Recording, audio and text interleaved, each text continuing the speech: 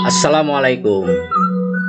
Ketemu lagi dengan saya, Fahman Yazid, dalam mata pelajaran Ilmu Pengetahuan Sosial. Kali ini kita akan membahas tentang letak dan luas wilayah Indonesia.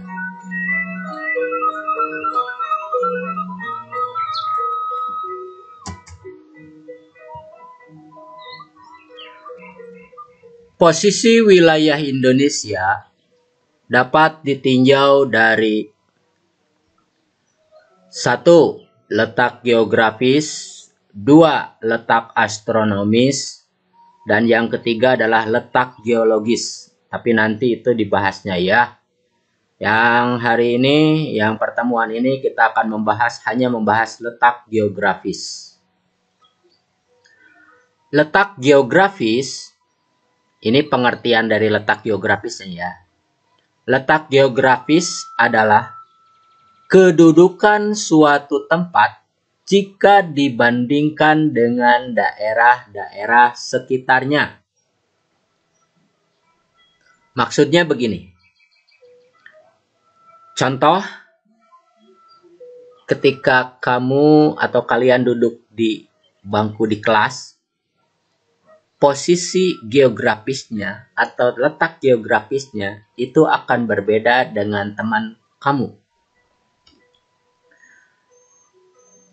Ya. Mungkin saja kamu duduknya di samping kirinya itu adalah jendela kelas. Kemudian samping kanannya teman kamu yang A, yang depannya yang B, yang teman yang di belakangnya yang C bisa. Itu akan berbeda dengan tempat duduk teman kamu yang lain. Begitupun juga suatu negara. Letak geografisnya akan berbeda-beda. Ya.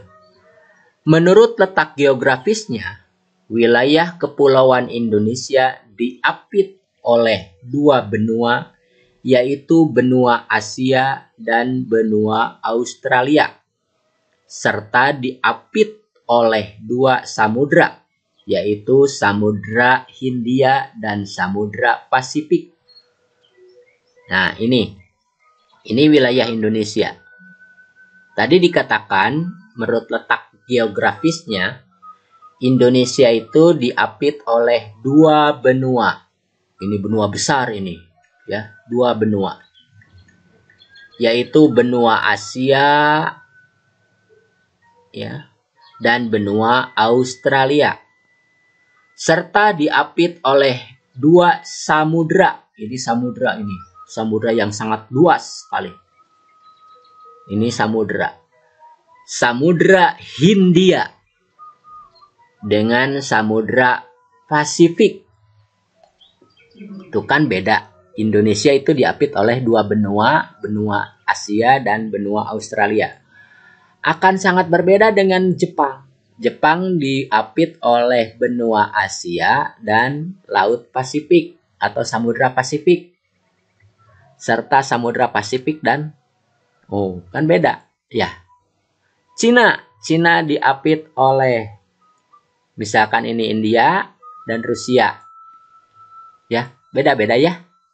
Nah, Indonesia itu diapitnya oleh benua Asia dan benua Australia serta Samudra Hindia dan Samudra Pasifik.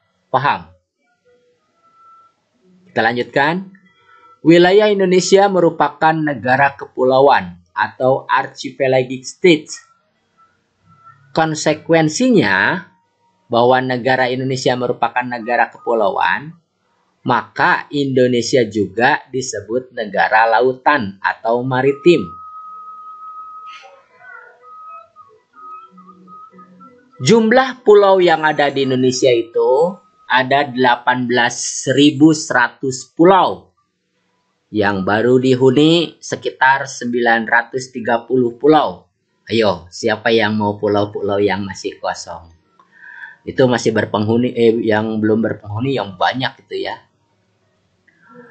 Kemudian luas daratannya itu ada 904.569 km persegi. Wah, luas sekali ternyata daratan Indonesia. Begitupun juga luas wilayah lautan, ada 3.288.683 km persegi. Dampak dari letak geografis wilayah Indonesia, dampak yang tadi ya, memiliki iklim tropis yang bersifat lembab karena tingkat curah hujan rata-rata per tahunnya relatif tinggi. Kemudian bertiupnya angin muson atau angin musim. Ini yang menimbulkan atau yang mengakibatkan musim penghujan dan musim kemarau di Indonesia. Kemudian Indonesia berada pada posisi silang yang strategis untuk jalur perdagangan internasional. Kita bahas ya tentang angin muson atau angin musim. Bertiupnya angin muson atau angin musim. Angin muson merupakan gerakan massa udara yang terjadi karena pengaruh perbedaan tekanan udara antara benua dan lautan. Angin muson disebut juga angin musim. Di wilayah Indonesia mengalami dua angin muson, yaitu angin muson barat dan angin muson timur. Angin muson barat terjadi pada periode Oktober sampai April. Oktober, November, Desember, Januari, Februari, Maret, April. Matahari berada di belahan bumi selatan, kemudian bergerak menuju khatulistiwa atau ekuator. Nah, dibelokkan nanti ya. Kondisi tersebut menyebabkan daratan Australia mendapatkan penyinaran matahari yang maksimal, sehingga suhu udaranya relatif tinggi. Hal ini berarti tekanan udaranya rendah. Nah, pada saat itu, di daratan Asia sedang mengalami musim dingin, sehingga suhunya relatif rendah dan tekanan udaranya relatif tinggi. Akibatnya bergeraklah angin musim dari arah Asia menuju Australia melalui Samudra Hindia, mengakibatkan terjadinya musim penghujan. Ini angin muson barat. Nah, ini kan angin itu bertiup dari daerah benua Asia ke sini ya arahnya. Nah, ini kan di sini ada garis khatulistiwa nih, garis ekuator di Indonesia itu. Nah, angin tersebut setelah mendekati garis khatulistiwa, angin tersebut akan dibelokkan. Ke sini ke wilayah Indonesia. Ya. Dan angin ini membawa kandungan air yang cukup banyak sehingga air dalam kandungan angin tersebut berupa awan-awan yang tebal itu akhirnya dihujankan di wilayah Indonesia bagian barat, tengah, dan ke timur tinggal sedikit.